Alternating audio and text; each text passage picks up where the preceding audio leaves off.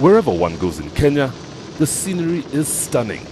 And whilst this is not a priority when selecting routes for the Kenya National Rally Championship, it is an offshoot provided by the diverse locations in which the events take place. For the fifth round in the 2010 series, competitors headed into the Rift Valley to face the challenges of rallying on the equator. Routes in the area are plentiful, but few had survived the continuing heavy rains, and finding passable routes had been a nightmare for the organizers. The first section will be very, very slippery, which is brilliant. The next one will be seriously slippery. And then the next stage is, if it rains, it'll be real fun. I didn't put the two-wheel drives there because we'd never see them again. The highlight of the route was the infamous God's Bridge section, where the road ran along a knife edge with huge drops on either side. The rally base on day one of the two-day event was at Egerton University in Njoro, adjacent to the KCB campus branch, where the scholars added the bank's micro-banking facilities to their syllabus for the day. Originally a farm school founded in 1939, the mainly agricultural training center expanded rapidly, gaining university status in 1987, but this was the first time it was hosting a motorsports event. We are very, very happy that KCB and the rally organization decided to choose Egerton for the start of this very important event. Most of the cars had been transported the 200 kilometers from Nairobi and beyond, including the Evo 9 of championship leader Alistair Kavanagh. Lying second was Ian Duncan, but he was not taking part due to an injury sustained in a motorcycle accident. This gave Baldev Chaga, who was lying third, the opportunity to close the gap. This could only be done if he won, and he was confident his meticulous preparations would pay off. We like rallying in Nakuru. It's always been good hunting ground for us. 2 years ago we won it outright, and we hope to do that again this year. Through the year, the Division 1 drivers lead the field on a rotational basis, and starting first on this event was Azar Anwar. He would be closely followed by Carl Tundo and Lee Rose, who both had little advantage despite the rally being run on home ground. Any advantage this being home ground? For sure the first one, you know, that's a farm. I've lived on that farm for 10 years. And then the other ones, no, I wouldn't say so. The 40 cars entered all passed through the pre-event check, but as the crews left their cars in the overnight park for May, the daily afternoon thunderstorm fell right on cue. It was still overcast the following morning as Azar Anwar and Julius Gigek greeted the dignitaries, including the Minister for Youth and Sports, who was only too pleased to be the guest of honor, with the area being her home patch.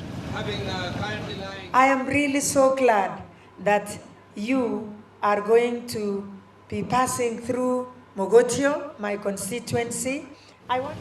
With only 27 kilometers of transport to the first stage, there was little time to settle in. At the drop of the flag, the rally was underway.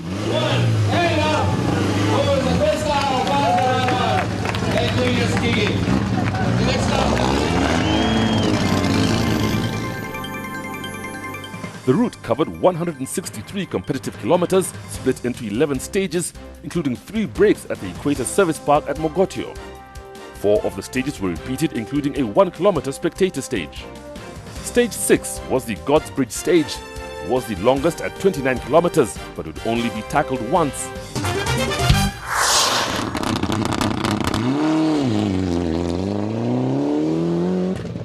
Right from the start, the handling on Azar Anwar and Julius Gigek's Evo 8 was awkward, and they were unable to settle into a rhythm, with the car behaving erratically. This forced them off the pace, and after the first 3 stages, they had slipped down the rankings to 19th. such problems for Lee Rose and Piers Dakin. They were back in their Evo 9 after the rebuild following the accident in Rwanda and immediately set the early pace.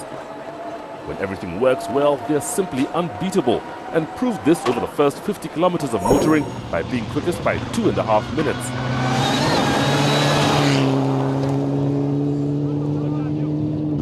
In second place were Alistair Cavan and Gavin Lawrence.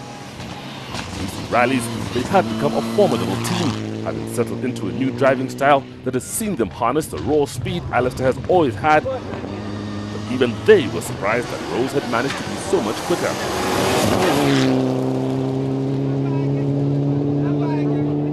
Baldev Chaga and Raju Semi's desire to win was already beginning to look unlikely, with the Evo 9s ahead of them having more pickup speed than their N12. They were in third, trailing by 3 minutes, most of which had been lost on the first slippery stage.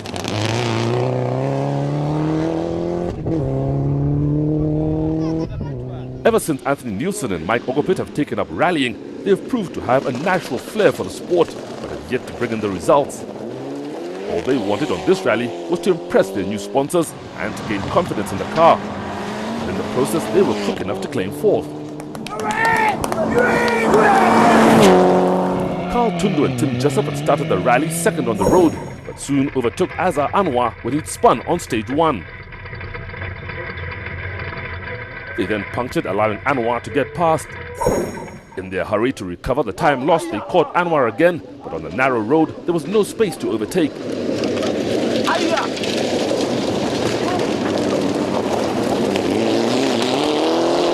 They eventually nudged Anwar to get past, but having lost 3 minutes changing the puncture, they were down in 5th. We got a puncture in the hilltop section. Caught Azar up again. I don't think he realised we were there. And then Tim was pushing me and forgot to call a slow right. So unfortunately we bumped Azar and managed to get in front of him. He rammed into us quite hard. Julius and me were quite shocked. You just didn't see him coming then? Huh? You obviously didn't see him coming. Yeah, we were too busy trying to keep our car on the road. Making one of their infrequent outings were Imran Mughal and Atul Kochar. Whenever they make an appearance, they are always quick and are misplaced in Division 3. They were 6 minutes behind the leaders, but were faster than the rest to claim 6th overall.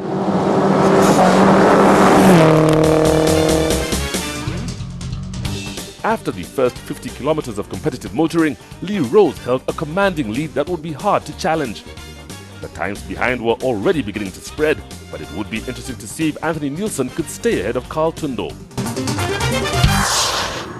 After a 20-minute break in service and the cars refreshed, the crews headed for the next loop of 4 stages, which included the God's Bridge section high up in the hills. The actual bridge was 11 kilometers into the stage known in Swahili as the Daraja ya Mungu.